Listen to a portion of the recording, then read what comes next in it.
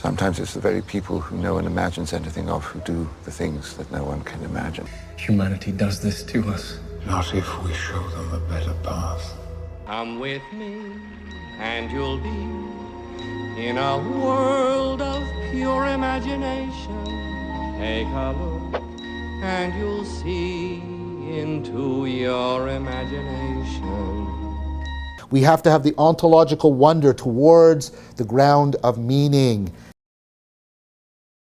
And so what are you doing with a myth? I think you're doing a kind of relevance realization. Myths aren't false stories about the paths. They're imaginal stories to enable us to see pertinent and profound and pervasive problems and patterns that we are not paying attention to. Myth, in that sense, is bound up with the proper sense of prophecy. Prophecy isn't telling the future, it's telling forth what needs to be seen right now, deeply. And so for me, like, if you are getting a lot out of it, ask yourself, the fact that whoever is giving you the really silly sermon about, the book of Genesis disproves Darwin or something ridiculous than that. I mean, like, if the myth comes alive for you, what's it doing? I mean, the best myths make us aware of the fact that we're bound up in mythos, that we're bound up in relevance realization, that we're bound to the world, that we're connected to it, we're connected to each other. And this connectedness, we don't make it, nor do we merely receive it, we participate in it, we cultivate it, and we have a deep and profound responsibility to it because of how much we belong to it and participate in it. And I think that's what, when religion is functioning well, it uses its mythos to do that. Can religion malfunction? Of course it can. Everything can malfunction. Science can malfunction. Math was on this crazy thing where they, this whole project, we thought we could give a logical foundation for math, a century of this crazy, and it turned out just to be an impossible project. We can go, everything, even math can go down rabbit holes. We got to stop, again, like hoping that we'll find perfection as the mark of the sacred, with meaning that in which we should trust, right?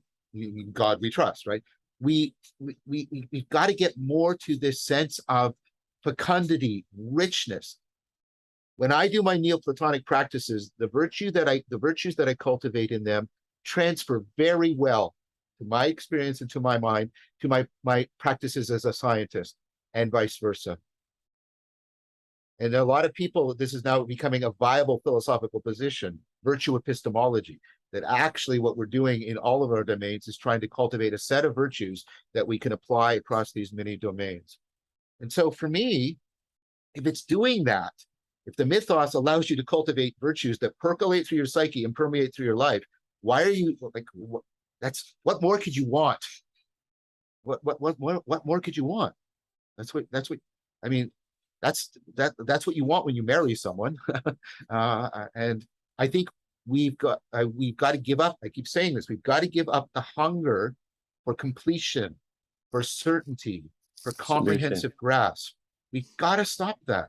And it's so endemic and insidious in our thinking. It takes a lot of effort, personally and collectively, to address that.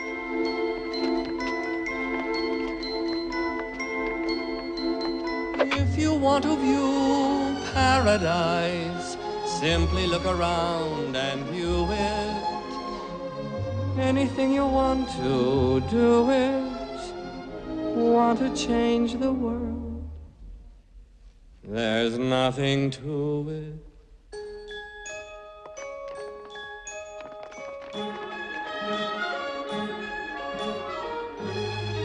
Hurry up, Violet! This way, Grandpa.